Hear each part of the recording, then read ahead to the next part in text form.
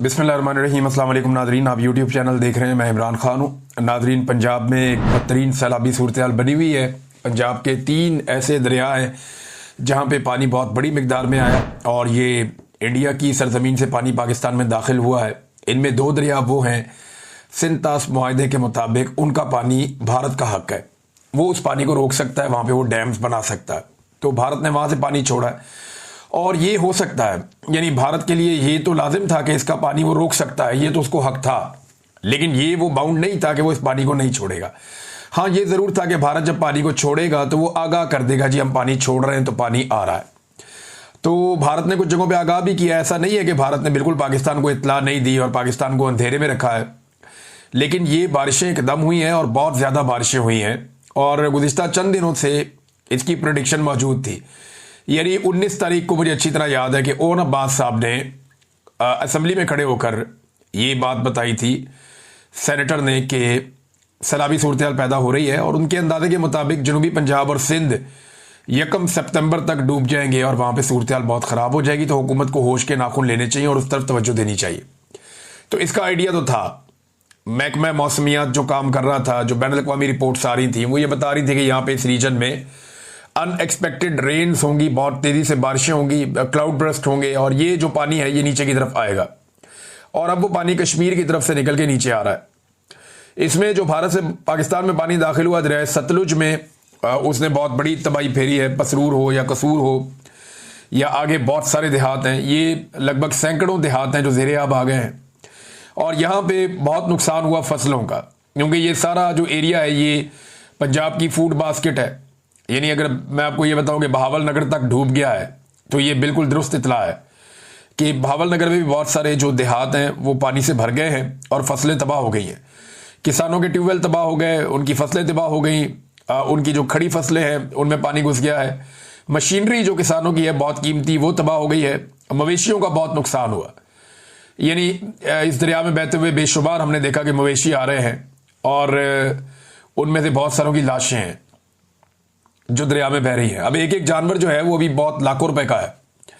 मवेशी बड़े कीमती है लेकिन उनका नुकसान हो रहा है। दरिया रावी, इसमें बड़े अरसे के बाद इतनी तुगयानी देखी गई है और रावी का पानी पूरा करने के लिए हम दरिया चनाब से लेकर आते थे पानी, लेकिन रावी में जब भारत ने पानी छोड़ा तो ये साइफन के पास से नीचे, आप पहले तो आप शुरू हो जाए ना ऊपर नारोवाल वाली साइड से, तो बड़ा खौफनाक वहां पे सैलाब था। जस्सड़ वाली साइड पे बड़ा खौफनाक सैलाब था। फिर ये काला शकाकू की तरफ आता है नीचे से, फिर ये लाहौर से गुजर के आगे जाएगा हेड बल्लो की और वहां से फर्दर आगे की तरफ मूव करेगा, दरिया सिंध की तरफ जाएगा पंजाब को क्रॉस करता हुआ। तो यहाँ पे एक सैलाब है, सिर्फ 1-2 जगहों को छोड़ के बाकी जगहों पे दरमियाने दर्जे का है और 1-2 जगह पे खतरनाक सैलाब है। जो सबसे ज्यादा मुश्किल सूरत हाल बनी है वो दरिया चनाब में बनी है। अब ये पानी का जो है ना, मुकम्मल पाकिस्तान का हक है इस पानी पर, इसमें भारत पानी रोक नहीं सकता। हुआ यह है कि अगर भारत पानी ना रोकता तो ये फ्लो के साथ पानी आता रहता और काफी दिनों में ये पानी गुजरता। भारत ने दरिया चनाब के ऊपर बंद बांध के पानी कई जगह पे रोका हुआ है। ये जो गैर कानूनी काम भारत ने किया है, सिंध तास मुआहदे की खिलाफ वर्जी की है, वो पानी जब वहां पे जमा हो गया और फिर जब बारिशें बहुत ज्यादा हुई तो भारत ने ना सिर्फ वो बारिशों का पानी आया पाकिस्तान में, बल्कि भारत ने वो बंद खोल दिए और उनकी वजह से अनएक्सपेक्टेडली बहुत बड़ी मिकदार में पानी पाकिस्तान में दाखिल हुआ और अब तक जो इलाके डूबे हैं मैं उनकी तफसीलात आपको, सियालकोट, वजीराबाद, पसरूर, नारोवाल, कसूर, पाकपतन, मंडी बहाउद्दीन, ये कादराबाद, हेड कादराबाद है वहां पे एक, और उससे पहले कुछ देहात है। तो हेड कादराबाद को बचाने के लिए कि ये हेड टूट जाएगा और इसके ऊपर बहुत दबाव बढ़ रहा है, तो 2 जगह पे धमाके किए गए और मंडी बहाउद्दीन की जानिब पानी छोड़ा गया, वहां बहुत फसलें तबाह हुई हैं, लेकिन हेड कादराबाद को बचाने के लिए ये करना पड़ा वहां पे। फिर उसके बाद मुख्तलिफ और जगहों पे बंद तोड़े जा रहे हैं। भावल नगर भी डूब गया है, किसानों की मशीनरी, खड़ी फसलें। अब ये जो नुकसान है ये अरबों रुपए का है। क्या ये नुकसान पूरा किया जाएगा, बड़ा सवाल ये है। तो ऐसा माजी में तो नहीं हुआ कि किसानों का और जो गरीब देहाती हैं उनका नुकसान पूरा किया जाए। सिर्फ चंद जगहों पे हमने देखा, लाहौर में या 1-2 और शहरों में, कि थोड़ी सी एक्टिविटी इंतजामिया ने दिखाई और कहीं पे वो हूटर शूटर चलाए, उन्होंने बाजे बाजे बजाए और उन्होंने बताया जनाब कि वो अलर्ट हैं, वो काम करना चाहते हैं। 1-2 जगह पे टिकटॉक्स वगैरह बनी है, ब्यूरोक्रेसी के लोग गए जाके उन्होंने बनाई है। लेकिन ओवरऑल अगर आप पंजाब की बात करें तो देहातियों को अकेला छोड़ दिया। 90% डूबने वाले लोगों तक पहुंचा ही कोई नहीं। जो 90% से ज्यादा लोग हैं, मैं जिम्मेदारी के साथ आपको कह रहा हूं, जो रिपोर्टें पूरे पंजाब से आ रही हैं, लोग ये बता रहे हैं कि कोई आया ही नहीं हमारे पास, अभी तक किसी ने हमें पूछा ही नहीं, ना कोई अलर्ट जारी हुआ, ना मसाजिद में ऐलान हुए, ना हमें बताया गया कि हमारे साथ क्या होगा। बस अचानक आनन फानन पानी आया और लोग अपने मवेशी, अपनी कीमती चीजें छोड़कर वहां से जाने बचाकर भागे और बहुत बड़ी तादाद में लोग, उनकी एवैक्यूएशन हुई है उनके इलाकों से। तो लोगों ने अपनी मदद आपके तहत जो है वो इनखला किया है। पेशगी इतला ना देने की वजह से या पेशगी कोशिशें ना करने की वजह से जो माल मवेशी का नुकसान है, मेरे ख्याल में वो अब तक का सबसे बड़ा नुकसान है। बहुत बड़ी, यानी फसलों का नुकसान तो सबसे बड़ा होता ही है कि खड़ी फसलें तबाह हो जाएं, किसान का सारा पैसा डूब जाता है। वहां जो ज़रूरी मशीनरी है वो तबाह हो जाए तो किसान का पैसा डूब जाता है और उनको रिपेयर करने में, ठीक करने में बाद में बहुत सारी कंडम हो जाती है, तो वो आपका बहुत पैसा लगता है उसमें। तो अरबों रुपए का किसानों का एक एक इलाके में नुकसान हुआ है। अब ये नुकसान तो हुकूमत पूरा नहीं करती, ना पहले कभी इन्होंने पूरा किया है, लेकिन सैलाबी सूरत बड़ी खौफनाक है। कुछ जगहों पे टिकटॉक बनाने के अलावा किसी भी जगह पे कोई मदद लोगों की नहीं की गई। मनाजिर हमने कुछ इस तरह के देखे कि जो सरहदी बाढ़ है इंडिया और पाकिस्तान के बीच में, जो इंडिया ने लगाई हुई है एक पूरी बाढ़, इंडिया ने ये बाढ़ लगाई थी और अपनी सरहद के अंदर लगाई थी। पाकिस्तान कहता था ना लगाएं, लेकिन इंडिया ने इसको लगाया और वो इसलिए लगाया कि वो ये चाहते थे कि इंडिया और पाकिस्तान के बीच में जो मूवमेंट है पंजाब में, दोनों पंजाब के बीच में आजादाना मूवमेंट वो ना हो सके। इंडिया को लगता था कि पाकिस्तान के साथ जितनी इंटरेक्शन होगी, इंडियन पंजाब की खालिस्तान बनने के इम्कान उतने बढ़ेंगे। तो उन्होंने पाकिस्तान और इंडिया के बॉर्डर के साथ साथ हत्ता के लाइन ऑफ कंट्रोल पे और वर्किंग बाउंड्री पे हर तरफ उन्होंने एक बाढ़ लगा दी है इंडिया ने। वो बाढ़ जो है वो भी पानी में डूबी हुई है, जो एक एक 1.5 फुट कहीं से बाहर नजर आ रही है। बाकी वो सारी बाढ़ जो इंडिया ने लगाई वो भी पानी में डूबी है। अब अंदाजा करें, ये 13 फुट 15 फुट की जगह से इतनी ऊंची ये बाढ़ है और वो खुश्क इलाका है, वो कोई दरिया के अंदर नहीं है। तो वहां पे जो है वो बाढ़ भी डूबी हुई है। ये इतना ज्यादा पानी आया, बारिशें इतनी अनएक्सपेक्टेड हुई हैं क्लाइमेट चेंज की वजह से। फिर दूसरा ये है कि पाकिस्तान के पास ऐसा कोई मैकेनिज्म नहीं है कि पाकिस्तान इजाफी पानी को स्टोर कर सके। यानी बहुत सारे डैम जो पाकिस्तान को बनाने चाहिए थे, पाकिस्तान ने बदकिस्मती से वो डैम नहीं बनाए। अब इमरान खान के 3 साल बिना डाल दें, मौजूदा एस्टेब्लिशमेंट के जनाब इमरान खान ने 3 साल में डैम नहीं बनाए, 3 साल में नहीं बनते डैम। हालांकि इमरान खान साहब को जो हुकूमत मिली तो उन्होंने बहुत सारे डैम शुरू किए, लेकिन जो एक्चुअली डैम बनता है वो तो डैम बनने में 10 साल 15 साल कम से कम इतना टाइम लगता है बड़े डैम बनने में। और इमरान खान साहब को तो 3 साल होश ही नहीं आने दी, बीच में कोरोना वायरस भी आ गया 1.5 साल, और इसके बावजूद उन्होंने बहुत सारे पानी जखीरा करने के स्टोरेज बनाए। खैबर पख्तूनख्वा में बहुत सारी मिसालें आपको मिलती हैं, हत्ता कि वो पंजाब में भी काम करना शुरू करने लगे थे, लेकिन फिर जो उनके साथ हुआ वो आप सब अच्छी तरह जानते हैं। अब हमारे पास एक तरबेला और मंगला के अलावा डैम नहीं है बड़ा कोई। हमें बड़े डैम्स बनाने थे जो हमने नहीं बनाए। ये डैम्स हमने क्यों नहीं बनाए, इसकी एक सादा वजह मैं आपको बताता हूं कि आईपीपी से बहुत पैसा आता है, सरमायाकार बहुत पैसा देते हैं। ये जो आईपीपी होते हैं ना, इन्हें आप कहते हैं ये बिजली बनाने के किराए के कारखाने। ये जो बिजली बना के बेचते हैं ना, तो सरकार इनको पैसा देती है बिल की मद में। अब आईपीपी की वजह से पाकिस्तान में बिजली बहुत महंगी है, बहुत महंगी है। इतनी महंगी है कि आप 1 यूनिट इस्तेमाल करें तो आपको 3 या 4 यूनिट के पैसे देने पड़ते हैं, और वो भी कई गुना ज्यादा पैसे देना पड़ते हैं। यानी बिजली वैसे महंगी हो गई और वो भी आप 3 गुना ज्यादा पैसे दे रहे हैं, और कैपेसिटी पेमेंट आप दे रहे हैं, इजाफी पैसा दे रहे हैं। जो बिजली वो नहीं बना रहे वो पैसा भी आप उनको दे रहे हैं। तो इसमें आईपीपी में कमीशन बहुत बड़ा होता है। एस्टेब्लिशमेंट भी लेती है, हुक्मरान भी लेते हैं, सियासतदान भी लेते हैं, ब्यूरोक्रेट्स भी लेते हैं, सारे अपना अपना कमीशन निकालते हैं। हर किसी की जेब में अरबों रुपया जाता है। तो ये अरबों रुपया कमाने से उनको फुर्सत नहीं थी। अगर वो डैम्स बनाते तो ये अरबों रुपए की दिहाड़ियां बंद हो जाती। लिहाजा उन्होंने डैम बनाने के बजाय आईपीपी लगाने पसंद किए। पाकिस्तान की जरूरत थी 20,000 22,000 मेगावाट, लेकिन इन्होंने आईपीपी लगाए 45,000 मेगावाट के। वजह क्या है? वजह यह है कि जितने ज्यादा आईपीपी लगाएंगे उतना ज्यादा कमीशन मिलेगा, और ज्यादातर आईपीपी भी अपने फ्रंटमैनों के जरिए से लोगों ने लगवाए हुए हैं। यानी वो पैसा भी अपनी जेब में जाता है, कैपेसिटी पेमेंट का, कमीशन का पैसा भी अपनी जेब में जाता है। लिहाजा डैम बनाने तो इनके लिए नुकसान का सौदा था कि अगर डैम बनाएंगे तो ये पैसा कौन कमाएगा, तो डैम इन्होंने नहीं बनाए। हत्ता कि मैं आपके सामने एक जिम्मेदारी के साथ बात कर रहा हूं कि जितना पैसा, ये डाटा निकाल के मैं आपके सामने रख दूंगा, थोड़े दिन पहले हम इस पर रिसर्च कर रहे थे तो ये बात मुझे याद रह गई, लेकिन डाटा मेरे पास मौजूद है, हमने इसको नोट किया हुआ, आपके साथ मैं शेयर करूंगा कि जितना पैसा आपने कैपेसिटी पेमेंट में अदा किया ना, यानी जितना पैसा आपने इजाफी दे दिया है आईपीपीज को, जो बिजली उन्होंने नहीं बनाई आपने फिर भी उनको पैसा दे दिया है, जितना इजाफी पैसा आपने आईपीपीज को दे दिया है उतने पैसे में बड़े डैम्स बन जाते हैं पाकिस्तान में और काफी ज्यादा पाकिस्तान का भला हो जाता। एक पाकिस्तान में बहुत बड़ा प्रोजेक्ट जिसके ऊपर कागजी कार्रवाई हो चुकी थी, कालाबाग डैम को तो मुतनाज़ कर दिया गया, लेकिन तरबेला से भी कोई 7-8 गुना बड़ा एक डैम दरिया सवां पे बनाया जा सकता था और ये वो डैम होता जो बहुत बड़े पैमाने पर पाकिस्तान को सैराब करता।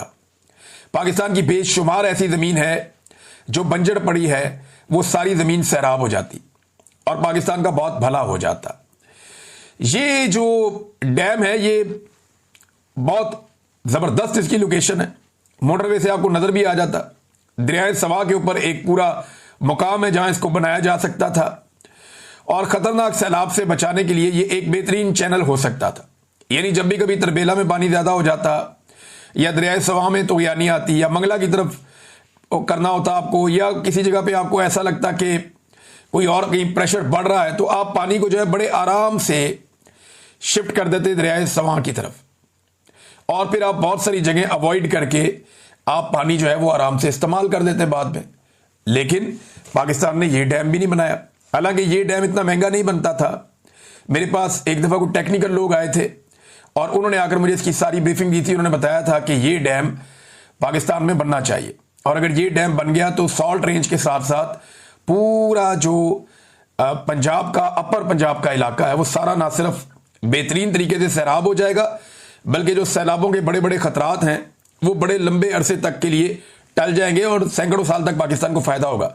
लेकिन वो डैम नहीं बनाया गया, बदकिस्मती पाकिस्तान की।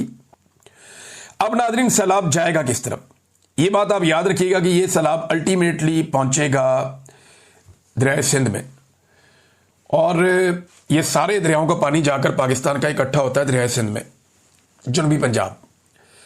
तो जनूबी पंजाब में सैलाब आ सकता है, लेकिन अभी आपके पास 2 दिन या 3 दिन बाकी हैं। एटलीस्ट जब आप ये वीडियो सुन रहे हैं तो 2 दिन तो है हुकूमत के पास कि 2 दिन के अंदर वहां के लोगों को चाहिए कि वो जो दरिया के करीब रहते हैं या जो कच्चे के इलाकों में रहते हैं सिंध में, वो तमाम लोग अपने आप को महफूज करें, क्योंकि बारिशों का एक नया स्पेल भी होने जा रहा है 31 अगस्त से और इससे पहले जो है वो ये सैलाबी पानी वहां पहुंचेगा तो सूरत हाल फिर आउट ऑफ कंट्रोल भी हो सकती है। अल्लाह करे नुकसान ना हो, लेकिन जो दिखाई दे रहा है या जो अब तक आदाद शुमार आ रहे हैं पानी के बहने के, ये पानी सारा उस तरफ जा रहा है और जनूबी पंजाब और सिंध ये शदीद खतरे में होंगे। जुल्फिकार अली भुट्टो जूनियर का एक स्टेटमेंट आया और जूनियर ने यह कहा कि लोग अपने आप को खुद बचाएं, पंजाब में सैलाब आ चुका है, बहुत सारे इलाके जो हैं वो डूब गए हैं, हमें उसका बड़ा अफसोस है। लेकिन जितने भी लोग सिंध के दरिया के करीब रहते हैं और जो उन इलाकों में रहते हैं जहां पहले भी सैलाब आता रहता है, वो अपने आप को महफूज करें, खुद निकलें, अपने जानवरों को निकालें, अपना कीमती सामान निकालें, क्योंकि सिंध हुकूमत उन्होंने कहा कि मुझे नहीं लगता कि आपको बचा सकती है या वो बचाने आएगी। तो सिंध हुकूमत जो है वो नॉर्मली जब भी कभी सैलाब आता है तो वो एक बैरूनी दौरा रख लेते हैं और उसमें वो दुनिया से पैसे इकट्ठे करके लाके, वो पैसे पता नहीं किधर गए समझ ही नहीं आती। अभी को 2-4 घर ऐसे थे जिनमें से एक घर के अंदर बिलावल ने बैठ के थोड़ी टिकटॉक बनाई थी थोड़े दिन पहले, कोई वीडियो बना के, अच्छी बात है घर बना किसी का, लेकिन बात यह कि सिंध हुकूमत ने टोटल कितने घर बनाए, कितने लोगों को घरों में शिफ्ट किया है। जरा आजाद मीडिया जाए ना और जाकर देखे, जरा दौरा करे, उधर दादू का दौरा करे, उन इलाकों का जहां पे सैलाब आया था, लोगों से पूछें कि कितने घर हैं जो आपको बनाकर दिए हैं। जितने घर तबाह हुए हैं ना उसके 5% भी इन्होंने नहीं बनाए होंगे। मैं 5% भी बहुत ज्यादा बोल रहा हूं, इन्होंने 5% भी नहीं बनाए होंगे, बाकी सारे अवाम ने खुद तामीर किए। तो अवाम अपनी मदद आपके तहत ही करती है, इतना बड़ा नुकसान तो कोई पूरा नहीं कर पाएगा। बहरहाल हुकूमत को फौरी तौर पे होश के नाखून लेने चाहिए और जिन इलाकों की तरफ ये पानी बढ़ रहा है वहां पे अपनी एक्टिविटी को तेज करना चाहिए, लोगों को वहां पे आगाही देनी चाहिए और जो खतरनाक इलाके हैं उन्हें खाली करने में लोगों की मदद करनी चाहिए ताकि लोग पहले की तरह धोखे में ना मारे जाएं, बल्कि अपना कीमती सामान उन इलाकों से निकाल लें। हुकूमत की जिम्मेदारी है नाज़रीन, उन्होंने काम अपना करना था, उन्होंने किया ही नहीं, बल्कि वो गालियां दे रहे हैं। अभी ये टिकटॉकर्स जो हैं ये फैमिली एंड फ्रेंड टूर पे गए हुए थे जापान और हांगकांग। इन्होंने वहाँ बहुत इंजॉय किया, पाकिस्तान एयरफोर्स का तैयारा ये लेकर गए थे और फैमिली पूरी गई हुई थी, बच्चे, बच्चों के दोस्त, बच्ची, बच्ची का शौहर, उसके बच्चे, यानी सारे लटरम पटरम इकट्ठे होके पूरा टब्बर ही टूर करने चला गया जापान का और कहीं और, हांगकांग भी चले गए। तो इन्होंने तो अपनी लाइफ एंजॉय की। जिस वक्त पंजाब में बच्चे डूब रहे थे ना, मवेशी डूब रहे थे, किसान की फसलें डूब रही थी, पंजाब में तबाही फिरी हुई थी, उस वक्त टिकटॉकर अपने सारे अहलो अयाल और दोस्तों को फैमिली फ्रेंड टूर लेकर वो जापान का एंजॉयमेंट कर रहे थे, वो टूर कर रहे थे, और टके का फायदा पाकिस्तान को नहीं हो। इन्होंने वहां से कुछ नहीं सीखना, ना इन्होंने सादगी सीखनी है, ना आजिज़ी सीखनी है, ना रूल ऑफ लॉ सीखना है, ना इंसानी हुकूक सीखने, ना इन्होंने वहां से अवाम का एहतराम या मैंडेट का एहतराम सीखना, ना इन्होंने आज़ाद अदलिया के मामला कोई नहीं सीखना। इन्होंने कुछ नहीं, ये सिर्फ टूर था, एक इंजॉय करने वाला टूर था, ये इंजॉय करके वापस आ गए हैं।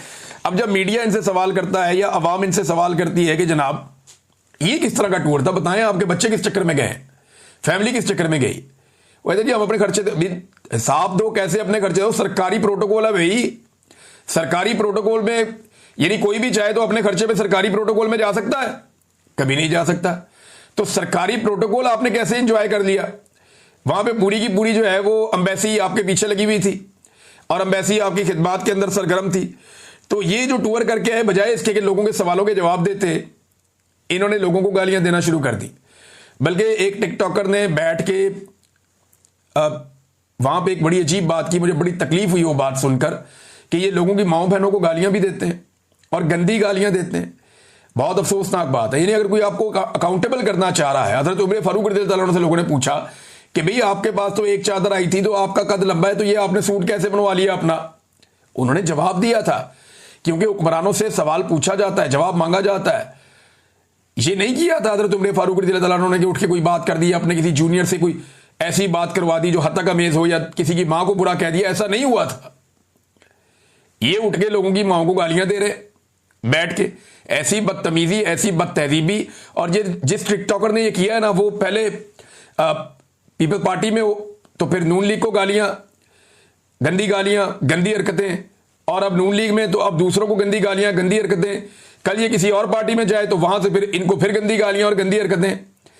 ये सारा गंद इकट्ठा किया गया पीएमएलएन के अंदर, और ये एस्टेब्लिशमेंट ने किया कि पाकिस्तान का सारा गंद इकट्ठा करके एक जगह पे लाके इक्तदार में बिठा दिया और अवाम को असल शक्लें दिखा दी कि ये वो गंदे चेहरे हैं जिन्होंने पाकिस्तान का बेड़ा गर्क किया। हमने आपकी सहूलत के लिए सारे इकट्ठे करके इक्तदार में बिठा दिए हैं।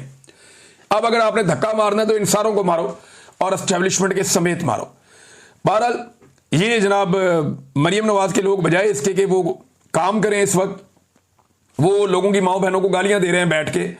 और हैरत की बात यह है कि इनके ब्यूरोक्रेट्स कह रहे हैं कि अचानक सैलाब आ गया, हमें पता ही नहीं चला। ये बाकायदा सबूत मेरे पास मौजूद है, ये देखें ना आप, ये डीजीपीडीएम में वो कहता है जी अचानक सैलाब आ गया और हमें तो पता ही नहीं था। फिर वो कह रही है जी हमारी तो तैयारी थी, हमने तो सैलाब का पूरा बंदोबस्त पहले से किया हुआ था। जो पंजाब से टिकटॉकर है इन्फॉर्मेशन, यानी मैं हैरान होता हूं कि एक तरफ जो है वो कह रहे हैं हमें पता ही नहीं चला, अचानक हो गया, दूसरी तरफ हमारी तो बहुत पुरानी तैयारी थी इसके ऊपर। आपकी खाक तैयारी थी, किसी को पता ही नहीं चला, लोगों को अंदाजा ही नहीं हुआ, लोग बेचारे पानी के अंदर डूबते रह गए, शहरों के अंदर पानी घुसाया, गलियों में कश्तियां चल रही हैं। ये हालात इन्होंने पाकिस्तान के लिए पैदा किए हैं। अब नाजरीन, आलिया हमजा साहिबा ने फौरी तौर पे, अब उनकी हुकूमत तो नहीं है, अगर उन्हें मौका मिला और उन्हें इजाज़त दी गई तो उन्होंने पाकिस्तान तरीके इंसाफ को कहा है कि सारे मिलकर इकट्ठे हो, हंगामी इजलास बुलाओ और पूरी तरीके इंसाफ अब मदद करेगी अपने हमवतनों की। और ये जो फ्लड आया हुआ है इसके अंदर मदद करने के लिए निकलेंगे। अब देखना यह कि पाकिस्तान की मिलिट्री एस्टेब्लिशमेंट ये मदद करने देती है या नहीं करने देती, क्योंकि मिलिट्री एस्टेब्लिशमेंट पीटीआई को इसराइल के खिलाफ मुजाहरा नहीं करने देती। कोई अच्छा काम भी वो करना चाहें तो नहीं करने देते। तो ये अवाम की मदद करने देंगे या नहीं करने देंगे। उन्होंने तो 14 अगस्त नहीं मनाने दी, उन्होंने तो कायदे आजम का पोस्टर उठा के बाहर आने पे मुकदमे दर्ज करके बंदे अंदर दे दिए दहशतगर्दी के मुकदमों में। तो ये दो नंबरियां बहुत की है इन्होंने, बहुत फ्रॉड किया है इन्होंने। तो अब देखते हैं कि पाकिस्तान तरीके इंसाफ सैलाब में मदद करने आती है तो क्या उन्हें मदद करने दी जाती है या नहीं करने दी जाती। एक सवाल तो हो गया ये। हालात इनके ये हैं कि इमरान खान साहब का ट्वीट आता है कल रात को 11 बजे, जो मैंने आपको सुबह वाले वीलॉग में पढ़ के सुनाया। रात को 11 बजे इमरान खान साहब का ट्वीट आता है और 11 बजे उनका ट्वीट आने के ठीक चंद मिनट के बाद आज सुबह जो समाअत होनी थी अडियाला जेल में तोशाखाना 2 केस की, वो मुलतवी कर दी जाती है। वजह क्या है कि भाई इमरान खान साहब का तो बड़ा सख्त मौकिफ है, हमें तो लगता था माफी मांग लेगा, वो तो हमारे ऊपर चढ़ गया। 9 मरतबा उसने आर्मी चीफ का नाम ले लिया एक ट्वीट के अंदर। और मजे की बात आप देखें कि इमरान खान साहब ने, ये मैं आपको डाटा बल्कि निकाल के ना लेटेस्ट भी बता देता हूं, इमरान खान साहब ने ट्वीट एक जो है ना उसमें आर्मी चीफ का 9 मरतबा नाम लिया और दूसरे ट्वीट के अंदर आर्मी चीफ का नाम नहीं लिया।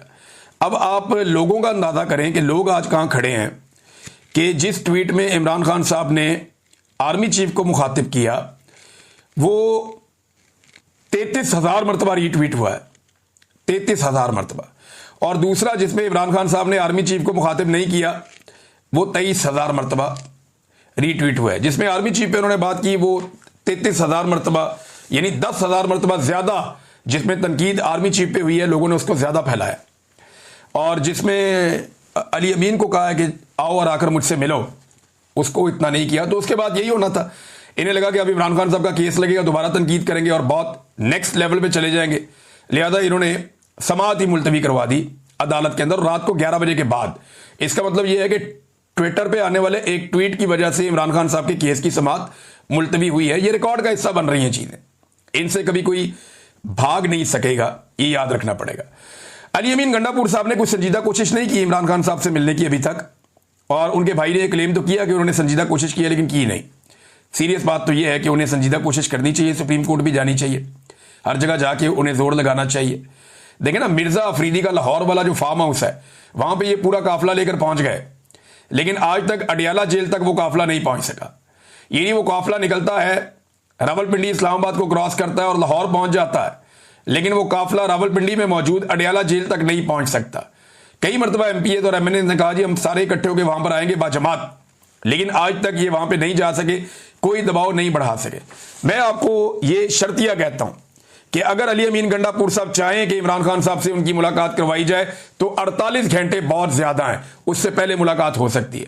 और भाई सूबा का वजीर आला कोई अर्दली नहीं लगा हुआ, सूबे का वजीर आला है। अब अर्दली बनना चाहे तो अपनी मर्जी है, लेकिन सूबे का वजीर आला है वो कोई ऐसे ही वो छोटा मोटा चपरासी नहीं है, सूबे का वजीर आला है, उसके पास इख्तियारात है और बड़ी तगड़ी पार्टी है, बहुत लोग हैं। अगर वो चाहे तो 48 घंटे के अंदर मुलाकात कर सकता है अली अमीन गंडापुर, लेकिन मुझे नहीं लगता कि वो इमरान खान साहब से मुलाकात करने में संजीदा है। देखें ना, जो संजीदा थे उनकी मुलाकात हो गई। अलीमा खान ने कई महीने जोर लगाया, बार बार गिरफ्तार हुई, बार बार हिरासत में लिया गया, उनको तशद्दुद का निशाना बनाया गया, उन्हें तकालीफ दी गई, लेकिन वो डटी रही, उसकी मुलाकात हो गई। अली अमीन गंडापुर इससे 10% भी एफर्ट करते तो मुलाकात हो जाती, लेकिन मुझे नहीं लगता कि वो इमरान खान साहब को इस वक्त शायद फेस करना चाह रहे हैं। हाँ, मजबूरन उन्हें करना तो पड़ेगा अब आने वाले दिनों में।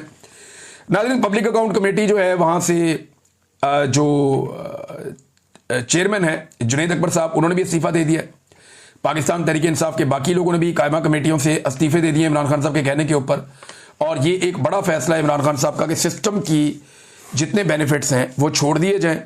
बल्कि जुनैद अकबर साहब ने और बड़ी सख्त बातें की हैं, वो क्योंकि सैलाब की सूरत हाल है इस पर बात कर रहे हैं। अगले वीलॉग में आपको बताऊंगा। अब तक के लिए इतनी, अपना ख्याल रखिएगा, अपने चैनल का भी। अल्लाह हाफिज़।